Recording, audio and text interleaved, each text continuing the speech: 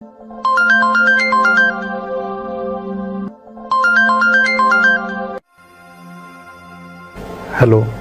Hello. वो मैं आपसे सॉरी सुनना चाह रही हो ना? सॉरी। असल में पता है, गलती तुम्हारी है ही नहीं, और नहीं तुम जैसी लड़कियों की है। गलती तो मेरे जैसे लड़कों की, और हमारी ये जो माँ है ना, ये पुराने ख्यालात की कि बहू आएगी, सेवा करेगी, सुबह उठ के चाय बनाएगी, कि पता नहीं देखें उसी सोच के साथ ये कैसे, मतलब मैं इन सब के लिए ना तुमसे सॉरी बोलता हूँ। और तुम ठीक थी, बिल्कुल ठीक थी। जो तुम्हारी बात थी कि रात को 2 बजे तक अगर तुम फिल्म देखोगी तो सुबह कैसे उठोगी, बिल्कुल ठीक कहा तुमने। माँ को लगता था कि बहू आएगी, उसकी सेवा करेगी, उसकी सोच ही गलत है। असल में उसकी सोच गलत पता है क्यों हो गई? क्योंकि बाबूजी के जाने के बाद उसने अकेले ने मुझे पाला पोसा, इतना बड़ा किया। वो भी सोचती थी कि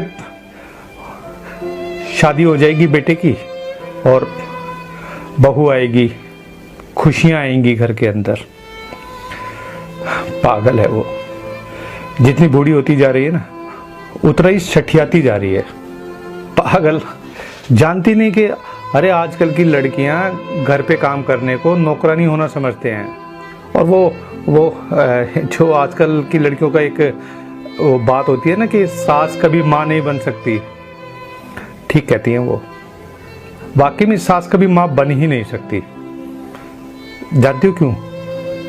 क्योंकि सास तो हमेशा पीछे पड़ी रहती है। अब तुम्हारे पीछे पड़ी रही, बेटा टाइम से नहाया कर, बेटा टाइम से खाना बनाया कर, और ये रसोई में नहा धो के जाया कर। ये पता नहीं बूढ़े लोगों ने क्या ये संस्कारों का टोकरा अपने सर पर रखा हुआ है। उनको पता नहीं कि लाइफ कहां से कहां पहुंच गई है। मॉडर्न हो चुके हैं लोग, शायद नहीं जानती ना वो। उन्हीं पुराने रूढ़िवादी विचारों को ढोए जा रही है बस। और वो तुम तो एमबीए हो।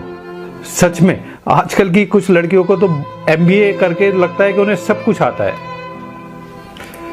तुम्हें भी ऐसे लगता था।